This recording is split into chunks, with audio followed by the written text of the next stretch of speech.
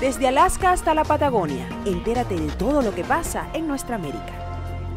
Bien, y estamos en la segunda parte del programa, segunda parte en la cual tenemos la oportunidad de saludar a toda nuestra gente querida que nos acompaña en distintas regiones de nuestro mundo, comenzando con Radio Cumbre 101.9 FM desde el estado Barinas, también a través de Musical FM que sirve a la ciudad de Guayana, en Venezuela también, en los Estados Unidos a través de Fusión 90.7 FM desde Houston, Texas, y a través de nuestro canal de televisión digital CNC Florida Central. Y en el viejo continente también enviamos un inmenso abrazo a nuestra gente de Ideal Radio FM desde Málaga, España. Hoy en América es Noticia colocamos en Bajo la Lupa a... Y en Bajo la Lupa continuamos hablando sobre la reforma constitucional a la Constitución cubana. Muy difícilmente la revolución podrá cambiar manteniendo a un solo partido como el gran partido gobernante, el Partido Comunista Cubano, manteniendo a Raúl Castro en el poder, manteniendo a un Miguel Díaz-Canel nombrado por el propio partido cubano, el propio Partido Comunista, y con algunas reformas, digamos, que va más hacia la forma y no al fondo, aunque decíamos la semana pasada que podría la propia dinámica que se genere, si es que ocurre de esta manera, el mundo económico entrando con fuerza a Cuba, pudiera significar la inevitable caída del régimen cubano. Ahora fíjense, en términos, hablamos de forma, pero vamos al término del fondo. Por ejemplo, bueno, resulta que han decidido en Cuba establecer un límite de mandatos. Y uno diría, ¿cómo? Pues sí, ya que los hermanos Castro no pueden gobernar más porque Fidel ya es un finado y Raúl pasa de largo los 80, bueno, han decidido proponer y cambiar de la Constitución del 76 ahora a como máximo dos periodos de 5 años. Es decir, vemos ya en términos de fondo, como les decía, cómo comienzan ahora sí a virar, a cambiar la estrategia, una estrategia que fue personalista, que fue una autocracia, que se de turno, primero Fidel, luego Raúl Castro, y ahora como no son ellos, pues ahora lo que corresponde es limitar, como si se tratase de una democracia, los periodos presidenciales. Por supuesto, ojalá que esto fuese así, y agregarle la posibilidad de crear partidos independientes, partidos políticos independientes en Cuba, para que se pueda, pues de alguna manera, competir en libertad y cada 5 años determinar quién será el presidente de Cuba. Pero esto no va a ocurrir de esta manera, al menos en el corto plazo. Sí, se limita a 5 años cada mandato. Sí, se permitirán 2 periodos constitucionales, pero el Partido Comunista de Cuba seguirá siendo el que determine quién va y quién no va, con unas votaciones que son ficticias, que son una tramoya de las peores en nuestro continente, y pues por supuesto el régimen comunista, aunque le quiten la palabra comunista en la Constitución, seguirá existiendo. Sin embargo, bueno, es importante destacar el tema del límite de 2 periodos presidenciales de 5 años cada uno. Luego, y Karina decía algo que quiero rescatar, el tema de la inversión extranjera. Aquí detrás de la reforma constitucional en Cuba, lo que hay es un profundo problema económico. Hay personas que no lo ven, piensan que es un cambio más político que de cualquier otra cosa, y no lo es. El trasfondo de todo esto es el dinero, lo económico. ¿Y por qué? Pues les explico. Ellos han manejado el paradigma de un modelo coyuntural de inversión extranjera para paliar los problemas de la isla. Sin embargo, con esta reforma eliminan el modelo coyuntural para llamarlo elemento importante de desarrollo de Cuba. Ellos reconocen que necesitan, y escuchen esta suma, 2.500 millones de dólares anuales para que Cuba crezca. Venezuela ya no lo puede, ni lo va a proveer. Más nunca en la vida, créanlo, no lo va a poder hacer. Primero, porque no está en las condiciones. Y segundo, que cuando cambie el régimen venezolano también, pues ya Cuba no contará ni siquiera con las remesas que envía Venezuela a duras penas a través del tema petrolero por intercambio profesional. Entonces, Venezuela no lo va a proveer, Nicaragua no lo va a proveer, Bolivia no lo va a proveer, Argentina no lo va a proveer. Ante tal realidad, Cuba entiende que no le queda, bueno, porque si nos vamos al viejo continente y nos vamos a Asia, entender cómo los países socialistas de la Europa occidental no van a financiar ni van a invertir esta cantidad de recursos, Rusia tampoco y China tampoco. Al menos con el modelo actual, aún coqueteándose en términos del comunismo y el socialismo. Pero, ante tal realidad, la inversión extranjera se hace necesaria. Y esa inversión extranjera, entendiendo la captación de capitales brasileños, de capitales españoles, que los españoles serían los principales socios potencialmente, por supuesto los chinos, pero bajo un modelo distinto en el cual, al reconocer la propiedad privada, pues tengo la oportunidad de atraer a una importante masa de inversionistas para hacer crecer económicamente a la isla. Por eso es que insistimos, la reforma de la Constitución cubana del 76 no es otra que una reforma que procura el auxilio, el oxígeno económico, más que político. Inevitablemente, dirían en mi país, por retruque, probablemente esto incida en el campo político. Pero, más allá de ello, lo primero que se procura es justamente el tema económico. Entonces hemos hablado del reconocimiento de la propiedad privada, de abandonar el término comunista, del límite de los mandatos. Estoy hablando de Cuba para mis hermanos venezolanos que se están conectando en este momento, de inversión extranjera, reconociéndola ya no como un modelo coyuntural, sino como un elemento importante para el desarrollo. También el matrimonio igualitario, quitan la palabra matrimonio entre hombre y mujer y le dejan matrimonio entre personas. Y otro elemento que es bien importante tiene que ver con la figura del presidente de la República y el primer ministro. De alguna manera están procurando atomizar el poder en Cuba. ¿Y por qué procuran atomizarlo? Tal vez saliendo del imaginario del propio Raúl Castro o de los longevos dirigentes del Partido Comunista Cubano. Bueno, porque sienten el peligro de que ante esta cantidad de cambios que se generen, unas mentes jóvenes que aunque hayan sido formadas, criadas y hayan crecido arropadas bajo el esquema comunista cubano, pues con esa propia frescura que les indica, quieran cambiar las cosas.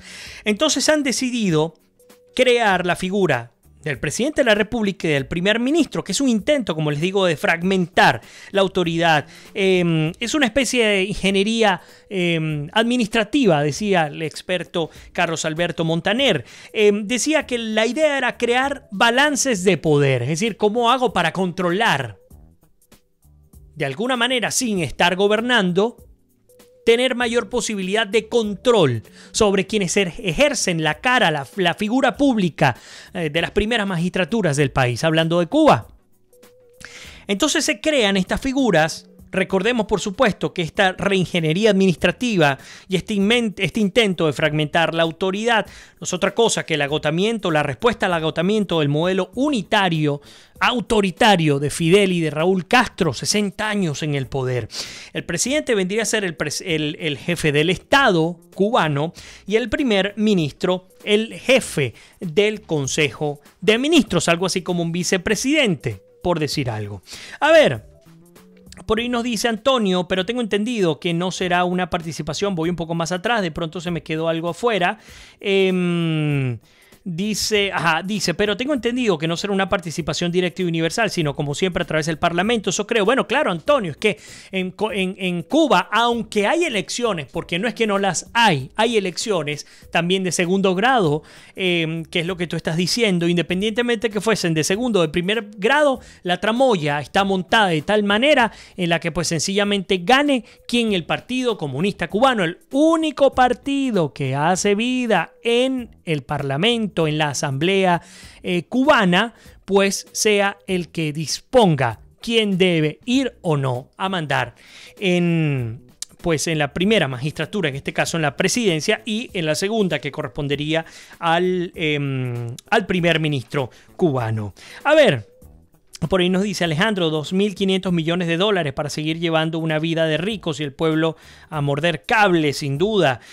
Bueno, bien, dejando a Cuba, tenemos otros países que quiero traerles a ustedes. Hablamos de México rápidamente y les advertíamos, Andrés Manuel López Obrador podría potencialmente convertirse en un aliado de Donald Trump. Hay algo que particularmente me ha marcado estos días y tiene que ver con una frase del propio AMLO que ha dicho, señor Donald Trump, señor presidente, tanto usted como yo sabemos hacer las cosas como hay que hacerlas. Sabemos cumplir lo que decimos. Ese piropo se lo ha lanzado Andrés Manuel López Obrador a Donald Trump. ¿Y por qué? Bueno, porque entiende más que nunca la importancia, la primacía de tener una relación bilateral fuerte y funcional entre México y los Estados Unidos. Es inevitable. La dependencia es inevitable y ya vamos a estar hablando de este tema. Fíjense, por ejemplo, cosas en las que, por cierto, coincidimos con Andrés Manuel López Obrador. El tema de dejar, digamos, el concepto de la migración en términos de las causas, no pensar en función a la pobreza, ni a la miseria, ni a la violencia. Es decir, procurar de alguna manera de alguna manera una migración que sea optativa y no necesaria. Que el que quiera salir lo haga porque quiera. Así de sencillo. Entonces, fíjense qué interesante bajo este enfoque entender las áreas sustantivas que se han planteado dentro de esta relación bilateral. Recordemos, estamos hablando de México, de Estados Unidos, de Andrés Manuel López Obrador y de Donald Trump. ¿Cuáles son estas áreas sustantivas en la relación bilateral? El comercio, Tratado de Libre Comercio para Norteamérica, la exportación mexicana, 73% de los productos que produce los productos que elabora para exportar México van a parar a los Estados Unidos. Estados Unidos es el gran consumidor de la industria mexicana, pues el comercio tiene que ser una primera gran arista, un área sustantiva, como lo ha dicho Andrés Manuel López Obrador, cosa que estoy seguro en la cual coincide el propio Donald Trump. El segundo, la migración, incluyendo a Centroamérica, porque ¿qué ocurre? En el caso de México, no es entender solamente la migración del mexicano, que ha fluctuado y ha variado en función a, número uno, las crisis económicas, las crisis políticas, las crisis de la violencia, o incluso la bonanza económica que en algunos momentos ha vivido México, o además lo que ocurre del otro lado de la frontera de Estados Unidos. Poco a poco se ha ido reduciendo esa cantidad de mexicanos que van cruzando la frontera. Sin embargo, hay otro problema, y es que por México transitan los centroamericanos, los principales países del Triángulo Norte de Centroamérica, Honduras, Guatemala y El Salvador, que procuran llegar hasta la frontera con los Estados Unidos a través de México y por vía aérea otros países del sur del continente. Entonces, entender la migración de una manera global, y aquí estaríamos hablando de estrategias, no creo que sean solamente bilaterales, tienen que ser multilaterales, porque no se trataría de fortificar la frontera al sur de México. Se trataría de establecer las estrategias para el crecimiento y la estabilidad económica, política y social de todos los países de Centroamérica y de México, en pro, por supuesto, del crecimiento de los propios países y además del mejor control migratorio con los Estados Unidos. Ahí pudiera haber coincidencias con lo que dice AMLO. Oye, tener inmigrantes que quieran hacerlo de manera optativa, que no sea necesaria la migración, que no sean obligados a migrar. Entonces, el comercio, la migración, el desarrollo, que es clave, y la seguridad. Entender lo que significa México en términos de droga, en términos de los carteles de la droga, pero entender también qué es lo que significa Estados Unidos en términos del consumo de la droga. Uno de los principales países consumidores de todo lo que se produce en términos de drogas, pues es justamente Estados Unidos. ¿Cómo procurar atacar de manera conjunta el flagelo de la droga, el flagelo del narcotráfico y de los carteles, que además esto incidirá de manera directa sobre el tema de la violencia en México. Un país que está asignado por los asesinatos. El año pasado, el 17, fue uno de los peores años en términos de asesinatos, de violencia, de secuestros, de desapariciones. No es cualquier cosa. Por eso es que muchas personas, cuando se preguntan, ¿por qué ganó Andrés Manuel López Obrador? Bueno, recordemos que el PRI gobernó durante 71 años y luego 10 años adicionales el PAN. Y finalmente, pues los mexicanos han dicho, queremos algo distinto. Pues hay que apostar a que AMLO lo haga bien. Eso es lo que hay que apostar. A ver, bueno, dejamos un rato a México, procurando optimizar el día de hoy, nuestra edición del día de hoy. Pasamos rápidamente a Colombia y sí, tal como nos lo preguntaba nuestra querida Lina Escobar, ya se ha instalado finalmente el nuevo Congreso de Colombia con los escaños designados para la FARC. La gran polémica, digamos, a esta gente de la FARC, este grupo de individuos que se han lanzado a la política, aún teniendo un brazo armado, aún sin reparar las víctimas, aún sin entregar los recursos con los que cuentan aún sin entregar las hojas de ruta del narcotráfico ni los socios. Este ha sido un gran primer escándalo. Y el segundo, por supuesto, la figura de Antanas Mockus bajándose nuevamente los pantalones, esta vez en el Congreso colombiano, mostrando pues el trasero para pedir el silencio del recinto. Pero bueno, el hecho es que la exguerrilla de la FARC, no sé si decir exguerrilla como lo escribe Infobae de Argentina.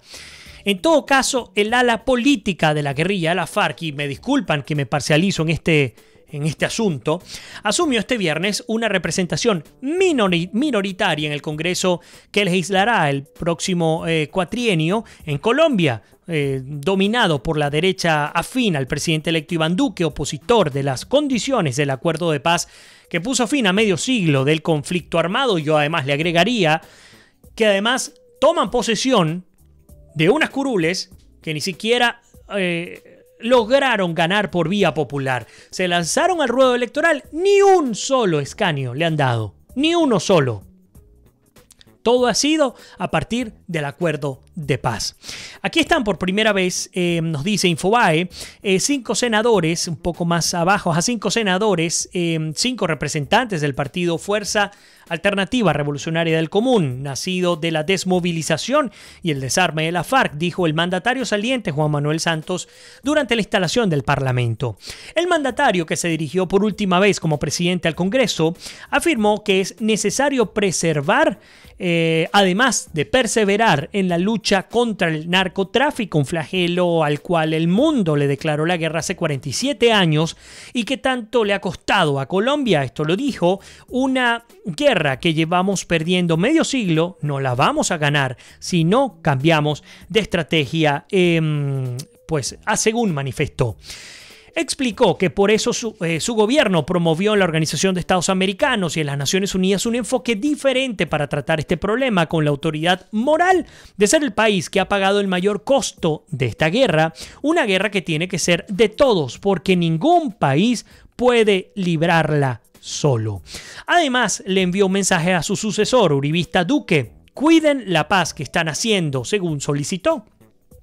De las 10 curules reservadas, según lo establecido en el histórico pacto que dividió profundamente al país, los excombatientes comunistas solamente ocuparon 8. Entre los posesionados estuvieron los excomandantes Carlos Antonio Lozada y Pablo Catatumbo. La paz está abriendo posibilidades de que lleguen voces alternativas al Congreso de la República, dijo Lozada a los periodistas. El número 2, Iván Márquez, ex jefe negociador de Cuba, no se posesionó, arguyendo la desfiguración del acuerdo de paz en solidaridad con su coideario Jesús Santrich, preso en una cárcel bogotana y solicitado en extradición por los Estados Unidos, señalado de narcotráfico. La FARC había establecido que Márquez iría al Senado y Santrich a la Cámara de Representantes, aunque ambos recibieron sus credenciales como congresistas de la autoridad electoral. Aún no se define el futuro de sus plazas. Y así continúa esta nota bien interesante de Infobae de Argentina, refiriéndonos, por supuesto, a nuestra querida Colombia, esperando pues lo mejor para este nuevo periodo del Congreso de la República, también esperando la toma de posesión del presidente Iván Duque, que está pautada, si mi memoria no me falla, para el próximo 7 de agosto. A ver, ¿qué tenemos por acá? José Luis Iragorri, como siempre, un abrazo especial. José Luis, mi gran colega y amigo. Alejandro dice: Colombia es un gran país y con Iván va a recuperar estos 8 años de retroceso. Dios es grande, más grande que cualquier mandatario. Jesucristo es el Rey de Reyes, dice Alejandro Avendaño. Lina Escobar: y aún sin dejar la criminalidad, las FARC son un grupo terrorista que además es narcotraficante. Para muestra un botón. ¿Por qué Iván Márquez se va a la selva? ¿Por qué se esconde nuevamente? ¿Acaso tiene algo que esconder? Saquen ustedes, por supuesto, como siempre les digo, sus propias conclusiones. Ahí dice Mónica: los terroristas de la FARC, nadie los votó, sus escaños fueron un regalo del presidente Santos. Es vergonzoso. Por ahí Alejandro dice: Santos va a pagar tanta sinvergüenzura. Santos no merece respeto alguno. Bueno, y ya en los últimos minutos que nos quedan, muy pocos por cierto, les hablo de Venezuela. ¿Y por qué hablarles de Venezuela? Porque, aunque esto parezca un mal chiste, el Fondo Monetario Internacional proyectó un estallido inflacionario de hasta 1.000.000% en Venezuela. Algunos analistas, colegas periodistas muy respetados que ejercen y que viven en Venezuela, se atrevieron a decir, y yo les creo por la manera en cómo ejercen la profesión, que el Fondo Monetario Internacional ha sido muy optimista, que probablemente esto sea mucho peor. Imagínense ustedes un estallido inflacionario, 1.000.000%. El Fondo Monetario Internacional además aseguró que este año la economía venezolana se contraerá, llegar a esto es récord en Venezuela, negativo por supuesto, se va a contraer a un 18%. El organismo comparó la situación con la Alemania de 1923 o Zimbabue a finales de la década del 2000. En su actualización de las previsiones económicas para América Latina, el Fondo Monetario Internacional advirtió que el derrumbe de ese país puede acrecentar los efectos colaterales de los vecinos que ya están acogiendo un fuerte flujo de migrantes venezolanos. Proyectamos un estallido de inflación hasta de 1.000.000% para fin del 2018 para indicar que la situación de Venezuela es similar a la de Alemania o la de Zimbabue, señaló el economista jefe del Fondo Monetario Internacional para América Latina, Alejandro Werner. El colapso en la actividad económica, la hiperinflación y el creciente deterioro en el suministro de servicios públicos de salud, electricidad, agua, transporte y seguridad, así como la falta de alimentos y precios subsidiados, generaron grandes flujos migratorios cuyos efectos tenderán a intensificarse en los países vecinos, según advierte el informe. Venezuela continuará con elevado déficit fiscal, financiando enteramente mediante la expansión de la base monetaria, es decir, mediante la emisión de nueva moneda, según los técnicos del propio Fondo Monetario Internacional. En ese escenario, continuará alimentando una aceleración de la inflación al tiempo que continúa el colapso de la demanda de la moneda. Esto se añade en el informe. Aún con relación a Venezuela, el Fondo Monetario Internacional apuntó que su proyección de una contracción del 18% se explica por la significativa reducción en la producción de petróleo.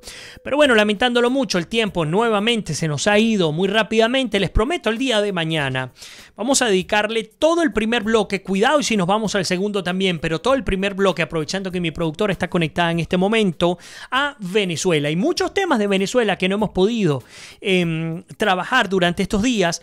Creo que ha llegado el momento de hacerlo, así que mañana les invito a nuestra emisión número 716, dedicada, insisto, al menos la primera parte o el primer bloque a Venezuela. Así que como siempre les digo, que Dios me los bendiga, se les quiere, se me cuidan y nos despedimos. Será hasta mañana.